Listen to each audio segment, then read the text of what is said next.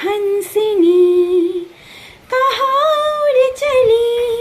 বন্ধুরা ভাবছেন মাছের ছবি আর এদিকে গান, বুঝতে পারছেন না তো?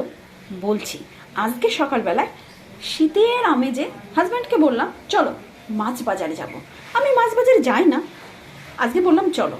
গিয়ে যা আমার অবস্থা, আমি মাছ দেখে তো আমি গান করব না আমি কি করব আমি ভেবে পাচ্ছি না। কত মাছ, একদিকে ট্যাংরা, একদিকে পার্শে, একদিকে ভোলা, একদিকে ভেটকি, একদিকে রুই, একদিকে কাতলা, আবার শিঙি মাগুরও তার সাথে, আবার আমার ফেভারিট কাঁকড়া। উফ, যাই হোক, আমি যে মাছগুলো কিনলাম সেগুলো হচ্ছে পার্শে, কাতলা, চিংড়ি, মালাইকারি করবো বুঝলেন, আর তার সঙ্গে খলসে। এই খলসে মাছ সবাই হয়তো আপনারা চেনেন না।